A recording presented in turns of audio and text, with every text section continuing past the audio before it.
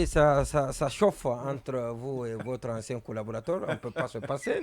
On a vu votre réaction, on a lu votre réaction dans la presse. Vous, Dr Fodé Oussou, votre collaborateur, je veux parler de Ousmane Gawal, qu'est-ce que vous déplaît dans le comportement de Ousmane Gawal? Parce qu'il sert bien le CNRD ou le gouvernement? Écoutez, je vous remercie. Je suis là en ma qualité de vice-président du parti. L'UFDG, ça on le sait. Et être vice-président de l'UFDG, à mon humble avis, c'est un grand privilège.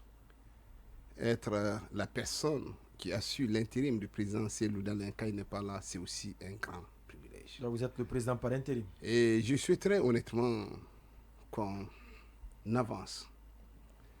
Il n'est pas n'importe qui, c'est le porte-parole du gouvernement.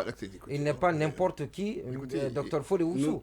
On parle du porte-parole du gouvernement. Militant de l'UFDG. Voilà. Vous savez, qui se dit être encore militant de l'UFDG, il l'a dit. Vous savez. Alors que certains lui contestent ça, vous savez la qualité de membre. Allez-y, on va l'écouter. Vous savez, nous avons tellement de choses importantes. Il y a tellement de choses pour ce pays. Mais ça, c'est important, monsieur le vice-président. La qualité. Attendez. Permettez-moi, vous si savez. Vous parlez tout ça. Mais le cas de Gawal. Moi, j'aime bien. Oui, on va l'écouter. J'aime bien votre émission. Merci beaucoup. Je vous dis, il y a des choses importantes. Depuis le 5 septembre, on n'a pas de visibilité par rapport à la situation sociopolitique. Moi, en tant que vice-président du parti, vous savez. Non, une question vous sera posée par rapport à cela. La première question de la Mouniou. Sinon, il faut qu'on s'accorde quand même. Mais attendez, vous savez. La question. Vous savez, votre droit. Le rapport entre vous et votre ancien collaborateur Ousmane Gawal. Votre droit. Qu'est-ce qui ne va pas? Votre droit le plus absolu en tant que journaliste, c'est de poser des questions.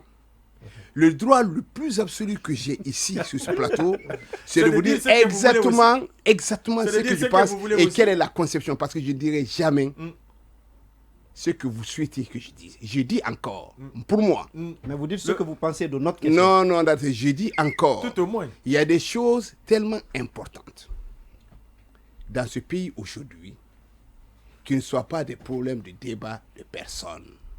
Moi, en tant que vice-président de l'UFDG, je me mets au niveau du vice-président de l'UFDG, assurant l'intérim quand le président n'est pas là. Est-ce que Ousmane Gawal est toujours militant? Attendez, honnêtement, je pourrais vous envoyer 10 personnes ici. Quelles vous allez poser ces questions? Moi, je dis. C'est vous qui êtes devant nous. Non, mais attendez, je vous dis que moi. Et en même temps, vous êtes la personne la mieux indiquée pour trancher une telle question. Honnêtement, les problèmes concernant la vie de l'UFDG, concernant le parti, en tant que vice-président, je les débat à l'intérieur du parti.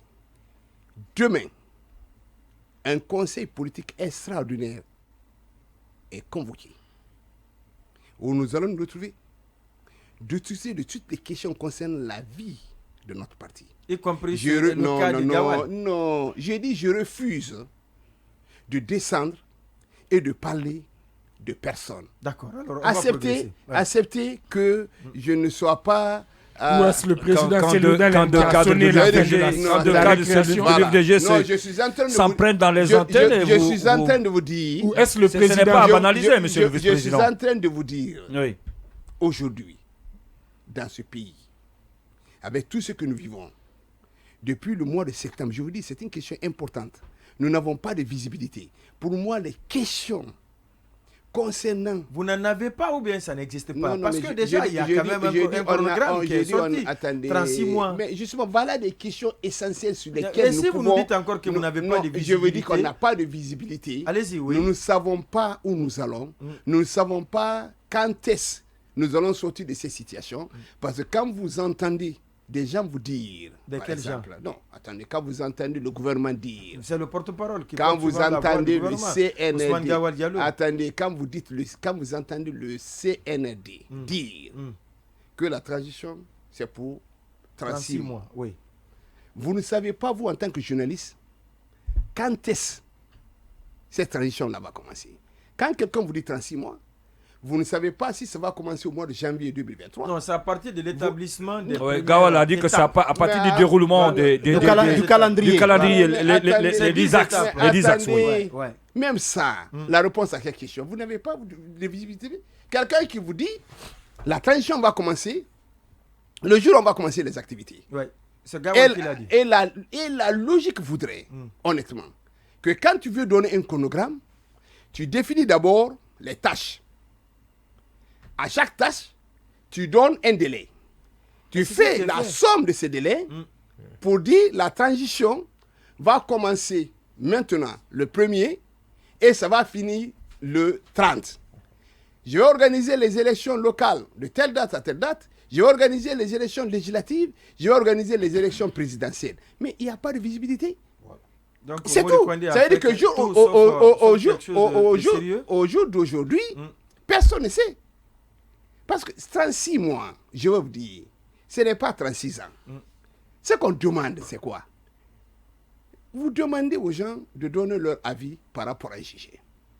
Nous disons 15 mois en tant que parti. Ce qu'on peut faire, c'est de dire quels sont les arguments pour lesquels vous avez. Démontrez-nous qu'on peut organiser les élections en 15 mois. Vous comprenez? Vous dites 36 mois. Nous vous demandons, expliquez-nous comment ces élections doivent être organisées en 36 mois. Argument contre argument. Dans un cadre de dialogue. Pas dans un cadre de concertation. Dans un cadre de dialogue. Parce que de la façon, la transition a pour objectif d'organiser les élections. Oui, mais c'est quoi la différence entre est-ce que vous n'êtes pas en train de perdre du temps? C'est le fait de tergiverger, il n'y a pas de dialogue, le chronogramme il est fixé. Et Ousmane Gawal l'a dit que ça commence quand les activités vont commencer. Les activités n'ont pas commencé. Les tâches qui sont ça déterminées. Veut dire que la transition... Ça veut dire que vous parlez de votre 15 mois et vous n'avez pas le pouvoir d'exécuter, de mettre en œuvre les 15 mois. Est-ce que vous n'aurez pas dû partir vers le CNRD, vous asseoir pour que démarre désormais la transition? Maintenant, honnêtement, mon humain. C'est une question que je pose. C'est pas une affirmation. Mais non, mais attends, mon humain, si c'est honnêtement. Quand vous prenez le CNRD, quand ils sont arrivés au pouvoir, quand il y a eu ce coup d'État, qu'est-ce qui a été dit? Le colonel Doumbouya a dit, je ne serai pas candidat, les membres du CNRD ne seront pas candidats, les membres du CNT ne seront pas candidats, je vais tuer l'ethnie, je vais organiser les élections. Les gens ont applaudi. Quand ils ont applaudi, ça ne veut pas dire qu'ils ont légitimé M. Doumbouya. À quoi on s'attendait? Dans ce pays, il y a quand même le CNRD qui est à la tête. C'est au CNRD d'inviter la classe politique, discuter et nous dire comment, quand on va finir cette transition. On vous dit non, il y a un cadre de concertation. Dans ce cadre de concertation, nous allons nommer 3 personnes par décret. La commission technique. Personne n'a vu ce décret. Nous allons prendre par arrêté les représentants de chaque entité. Vous-même, en tant que presse, vous avez quand même désigné Bonnet et Siaga. Est-ce que vous avez entendu, vous avez vu l'arrêté confirmant ces gens-là? Est-ce que vous avez participé le jour où ils ont dit que c'est 36 mois? Est-ce que vous étiez là? Est-ce que vos cadres que vous avez désignés ont participé? Il n'y a absolument rien eu. On n'a pas de cadre de concertation pour nous qui n'existe que de nom, qui n'a pas de légitimité, qui sur le plan juridique... Est-ce que ce n'est pas parce que vous avez récusé la structure, c'est pas ce qui explique non, cela? Mais attendez, même parce que tout ce qui est des grandes formations politiques, aucune formation n'a collaboré, n'a accepté parce que vous avez estimé que ce qui est mis en place, ce n'est pas ce que vous voulez. Et quand c'est comme ça, est-ce que ça peut faire avancer les choses? Ce n'est pas parce que nous n'avons pas participé qu'on ne peut pas quand même... Attendez. Non, attendez. Admettons qu'on ne participe pas. Mais quand vous prenez la responsabilité de dire que vous allez mettre en place un cadre de concertation et que vous allez prendre par décret et vous allez mettre en place 3 personnes, la commission technique, Et vous demandez aux entités... Une commission permanente qui n'a Vous- jamais vous- été mise qui- en place. vous demandez aux Un entités... secrétariat technique. Vous On demandez sait aux pas ce qui se entités... passe au ministère de Vous demandez l'administration aux du entités territoire de et de la désigner leurs décentralisation. représentants. Les entités désignent leurs représentants. Vous ne prenez pas d'arrêté. Et un beau jour comme ça, vous voyez quelqu'un qui sort à la télé pour dire, moi, j'ai fait 50, plus 40, plus 35, et puis j'ai trouvé 36. J'ai fait la moyenne, donc c'est 36. Vous invitez les gens. Ce pays est connu. Les partis politiques sont connus. On ne peut rien faire dans le bois. On ne peut rien faire dans la mamaya. Quand vous invitez les partis politiques, vous-même en tant que journaliste, si je vous pose la question, il y a combien de partis politiques dans ce pays, vous ne connaissez pas. Ça veut dire que quand vous dites, tout le monde vient, même ceux qui n'ont pas d'agrément, même ceux qui ont créé un parti politique, qui n'ont même pas de structure. Les gens se retrouvent, ils disent, parti égale à parti. Il y a 19 sur 23 coalitions politiques qui sont présentes. Mais attendez, quelqu'un était... 19 sur 23. On a connu un monsieur qui est arrivé au niveau de l'ANAD.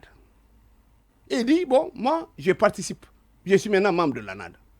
3 jours après, on le voit à la télévision, devant le colonel Doumbouya, en disant que lui, il est leader de parti politique et qu'il a derrière lui 25 partis politiques. 25 autres partis. Partis politiques.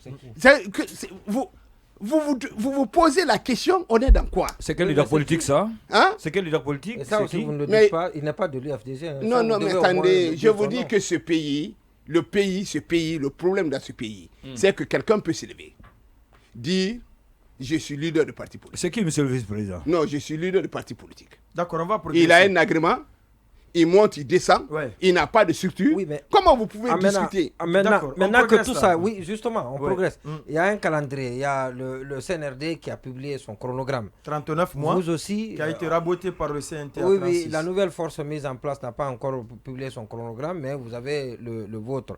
Alors, qu'est-ce qui va se passer? Parce qu'il n'y a aucune lisibilité. Non, mais Il y a des points de friction. Non, Entre-temps, attendez. c'est On est la dans l'impasse. c'est la transition qui va honnêtement, qui va être rallongée. Non, attends, monument. Nous, on n'a jamais été, pendant les 11 ans de Michel Fakonde, on n'a jamais été d'accord avec lui. Mais la seule chose sur laquelle on s'accordait, c'est qu'il était quand même capable de mettre en place un cadre de dialogue. Quels sont les gens qui se retrouvent autour du cadre de dialogue organisé au temps de Michel Fakonde? C'était des partis politiques représentatifs qui existaient. Ces partis-là envoyaient leurs représentants. Et ça n'a absolument rien donné. On avait même des facilitateurs. On parvenait, on s'accordait. C'est M. Alpha Condé qui ne mettait pas en place les conclusions. Mais il y avait au moins dialogue. Maintenant, on vous dit, ce n'est pas dialogue, c'est cadre de concertation. Mais cadre de concertation, c'est ouvert. Tout le monde doit être là.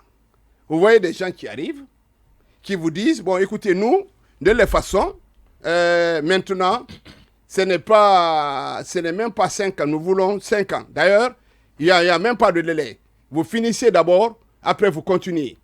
Vous voyez des partis politiques. Quand vous voyez un leader de parti politique, mais je vous dis que ça fait pitié. Parce que quand tu crées un parti politique, c'est que tu veux arriver au pouvoir. Vous voyez un leader de parti politique qui arrive, qui dit, bon, le CNRD a raison. Maintenant, d'ailleurs, nous voulons 5 ans. On veut 6 ans. On veut 7 ans. Des partis politiques D'accord, oui, qui question suivante. sont là, qui représentent. Oui, maintenant tout cela est fait au sein du G58 et associé à ERPG et ses partis alliés. Vous projetez des manifestations. Où en êtes-vous au niveau de ces préparations? Est-ce que ces manifestations sont inéluctables? Écoutez, je vous le dis sincèrement, ce pays a souffert. On a passé 10 ans avec Michel Fakonde à manifester. Nous avons, plus de 200 jeunes enterrés au cimetière de Babito qui n'ont pas eu droit à la compassion. Je vais vous le dire ici clairement. La manifestation n'est pas notre priorité. On n'arrivera à la manifestation que lorsqu'on n'est pas écouté. C'est le cas aujourd'hui. La manifestation, C'est le cas non, aujourd'hui, vous n'êtes pas écouté. je veux dire, on n'est pas écouté. Ce que nous souhaitons, qu'on se retrouve autour de la table, je vous ai dit ici, dans ce pays, quelle que soit ta volonté, je suis sûr et je suis convaincu que le colonel Doumbouya, dans son âme, a l'intention de respecter ses engagements. Ceux qui arrivent au chef d'ici, c'est qu'ils sont pris en otage. Et les gens qui les prennent au otage, ce sont des gens qui sont à côté d'eux. On a les chefs bénis. Tu comprends, non? Non, attendez. C'est parce que peut-être qu'il veut être pris en otage. Alpha Condé, C'est facile de le dire. Alpha Condé a subi la même chose. Attendez. Alpha Condé a Je subi la même chose. vais vous dire une chose. Ouais. Quand M. Alpha Condé est arrivé au pouvoir, 40 ans de combat, j'étais plutôt convaincu.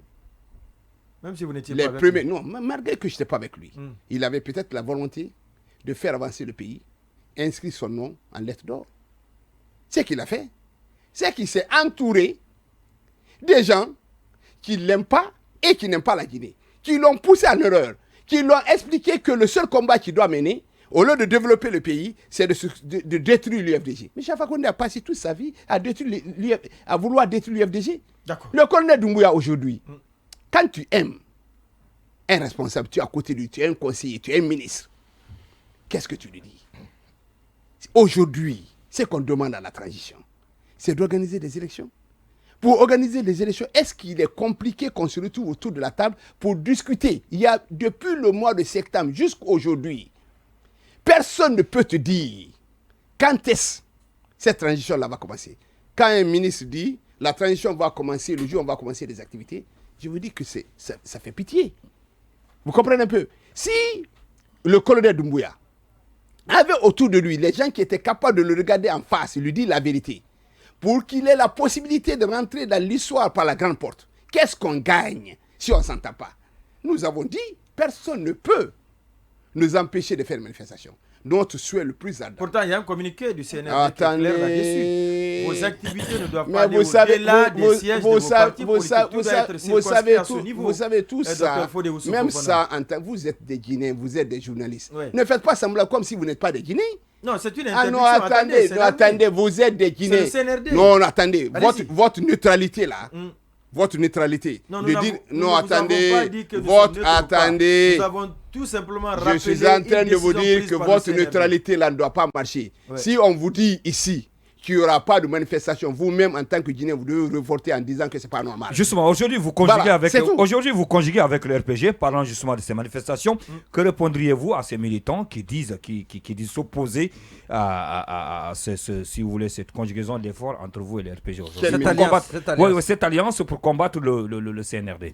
Vous parlez de Des militants le disent. Vous parlez de quels militants? Des militants, ils sont nombreux, des militants qui le disent. De l'UFDG, bien sûr, qui ne sont pas d'accord que vous soyez encore avec le RPG au regard de tout ce qui s'est passé. Vous l'avez rappelé tout à l'heure. Beaucoup de gens qui ont été victimes sous le régime Condé.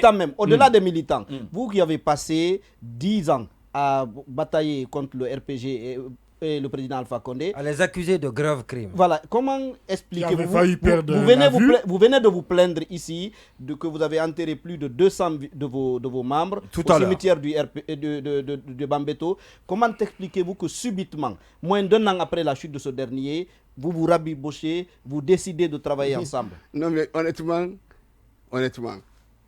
quand mon frère parle de militants, je lui ai posé la question, il s'agit de quel militant? Je vais vous rassurer des choses. Mais la question maintenant. Je réponds à la question.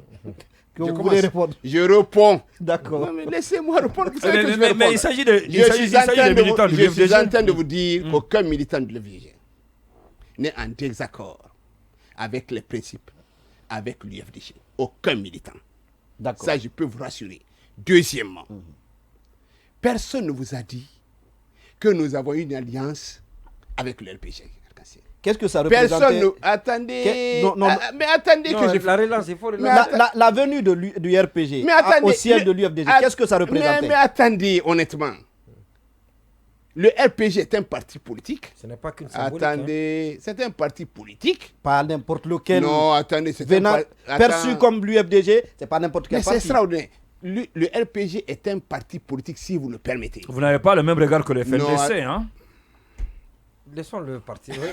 Mais tu sais, moi, ça me plaît bien d'être là. Parce que, honnêtement, vous me laissez parler parce que le RPG est un parti politique qui, aujourd'hui, n'est pas au pouvoir. Et vous avez le CNRD qui est au pouvoir. À l'heure actuelle, il n'y a ni opposition, ni mouvance. Le RPG n'est pas au pouvoir. On demande à tous les partis politiques de donner leur vision du chronogramme, le délai. Nous proposons 15 mois. Le RPG propose 16 mois.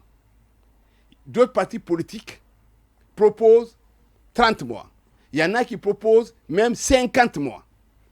Nous disons, tous les partis politiques qui ont la même vision, qui convergent dans la même direction, qui pensent la même façon par rapport au chronogramme, peuvent se mettre ensemble.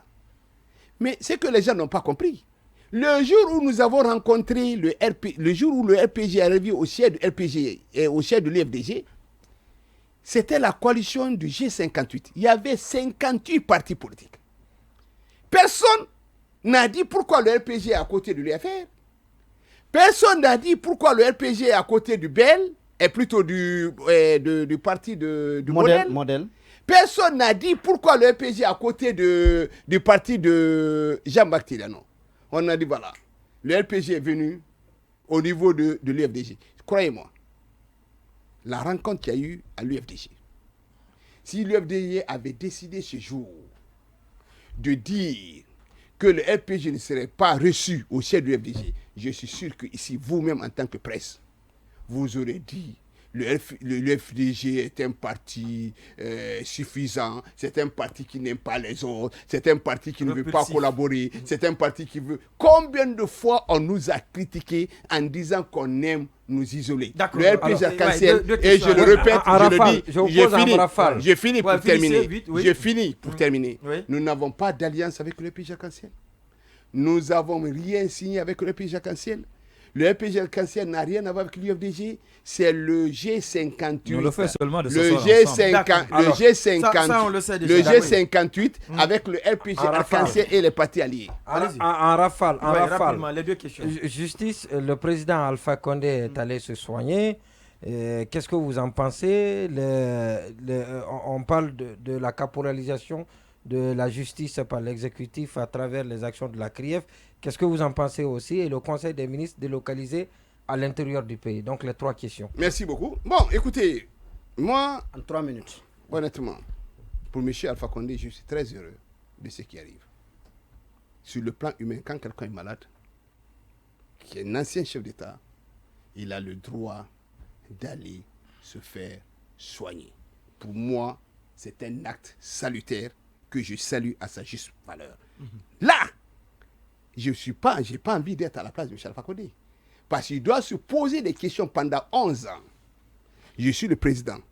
Comment se fait-il que pendant 11 ans, j'ai été incapable de finir l'hôpital Niassidine? J'ai été incapable de finir l'hôpital Donka? Pourquoi je n'ai pas créé des conditions au moins pour que je puisse me traiter ici? Lui, c'est entre M. Alpha Condé et sa conscience. D'accord. J'ai fini en disant, moi, M. Alpha Condé, il y a quelque temps, certains Guinéens étaient malades. Je les ai empêchés d'aller se faire soigner. Qu'est-ce que ça lui fait quand il pense à tout ça? Mais moi, je dis que c'est une très bonne leçon. Si c'est moi qui devais décider la sortie de M. Alpha Condé pour aller se soigner, si j'avais les moyens de financer même son traitement, je vous le jure, c'est Dieu qui m'a créé, je l'aurais fait pour qu'il se rende compte qu'on ne peut pas empêcher quand quelqu'un est malade d'aller se faire soigner. C'est une très grande leçon pour M. Alpha Condé. La deuxième question... CRIEF, de justice caporalisée à travers les actions de la CRIEF. Mais contre écoutez, les anciens dignitaires notamment. Écoutez, moi, honnêtement, à mon humble avis, ce que je souhaite pour ce pays, quand quelqu'un est en faute, il faut le confondre. Quand quelqu'un est en faute, la présomption d'innocence doit exister. On doit pouvoir quand même, quand on reproche quelque chose à qui que ce soit, mais amener-le à la justice. Vous pensez que la démarche est bonne jusqu'ici? Non, attendez, quand je dis amener à la justice, je dis on ne met quelqu'un en prison que lorsque sa culpabilité est établie. C'est le cas aujourd'hui selon vous? Non, lorsque sa culpabilité est établie. Moi, je ne peux absolument rien dire parce que je ne suis au courant de rien. Ces gens qui sont... Non, ce n'est pas que ça ne m'intéresse pas. C'est parce que je ne sais pas. D'accord. Non, mais la caporalisation de la justice, vous êtes d'accord? Parce que le G58 a dit que la CRIEF est faite pour écarter certains leaders. Non, mais écoutez, et certains se demandent pourquoi Cellou Dalein ne revient toujours pas et qu'il serait peut-être dans le viseur de la CRIEF. Bon, écoutez, je répondrai à ces questions. Oui, si Cellou Dalein ne vient pas, je répondrai à ces questions. Maintenant, honnêtement, la délocalisation. Moi, je dis la délocalisation du conseil des ministres à Zérekoré. Je pense que ça, à l'intérieur, pas non, à l'intérieur du pays, ça ne sert à rien. Tout ça va dans le sens, attendez, c'est la fuite en avant. Je vais vous dire, c'est la fuite en avant. Parce que tout simplement, dans un premier temps, on nous a parlé d'assises nationales. On n'a pas vu les résultats. Le CNT est sorti ici pour aller à l'intérieur. Les consultations. On n'a pas eu. Maintenant, le conseil des ministres se fait à Zérekoré. Vous comprenez? Tout ça, on perd du temps. En attendant, on n'a pas encore la date du chronogramme. Je vous dis, c'est quoi? C'est comme si vous arrivez, vous trouvez une porte complètement ouverte et vous cherchez la clé pour ouvrir la même porte. Les problèmes de l'intérieur sont connus. À l'intérieur, il n'y a pas de route. À l'intérieur, il n'y a pas d'électricité. À l'intérieur, les gens n'ont pas de quoi manger. À l'intérieur, il y a des problèmes de centre de santé. À l'intérieur, les femmes meurent. Oui, monsieur le vice-président, rapidement, il a déjà commencé. Le retour prolongé du président Cellou Dalein à l'étranger et la garantie qui a été donnée par le colonel Amara Camara pour dire qu'il peut rentrer comme quand il veut. Est-ce qu'il n'y a pas quelque chose qui cloche? Non, mais écoutez, moi je pense que le colonel Amara Camara n'a pas besoin de dire ça. Parce que le président Cellou... Mais il a répondu à une question. Je vous dis honnêtement, je pense qu'on lui a posé une question. Voilà. Le président Cellou n'a pas besoin de permission pour entrer ici. Maintenant, vous, si vous voulez savoir pourquoi il n'est pas là, je vous donne son numéro, vous l'appelez. Vous savez, Kouyaté, Lansana Kouyaté est resté pendant 11 ans, il n'était pas là. Oui, mais c'est pas le cas de Cellou. C'est un bon exemple. Il a l'habitude d'aller et de revenir. Attendez, honnêtement. Lansana Kouyaté est resté 11 ans. Le problème de la Guinée, c'est Cellou. Quand il dort, pourquoi il dort? Non. Il n'est pas n'importe qui. Il n'est pas n'importe qui, monsieur le vice-président. Je vais vous dire. Qu'est-ce qui explique son Je vais vous dire honnêtement, je vous dis, je vous le jure. Je vous donne le numéro de Cellou. Vous l'appelez et vous lui dites qu'il n'a pas le droit. Ouais, mais ça fait attendez, vous. Cellou n'a pas le.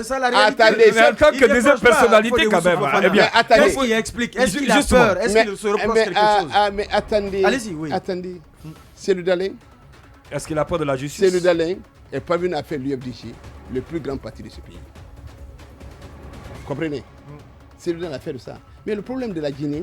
Qu'est-ce qui explique son absence prolongée? Mais je vous dis, le séjour prolongé. Je vous dis honnêtement, répondre à ça, pour moi en tant que vice-président. C'est pas une raison. Non, il n'est pas au service du la parti. La question n'a pas de sens. D'accord. Parce que répondre à ça, c'est comme si jamais je veux justifier le fait que Cellou n'est pas là. Cellou a le droit en tant que Guinéen. D'accord. De sortir. Ouais, mais sauf qu'on l'attendait après son séjour de l'Arabie Saoudite, on l'attendait à Conakry, il s'est retrouvé à Dakar et ensuite en France. Vous permettez, j'ai l'impression que l'histoire retiendra que le leader politique qui a marqué l'esprit de l'ensemble des Guinéens, c'est lui. Quand il dort, c'est lui dort. Quand il n'est pas là, c'est lui n'est pas là. Quand il va à la Oumoura, je vous dis clairement que celui qui veut savoir pourquoi Cellou n'est pas là, je te donne le numéro.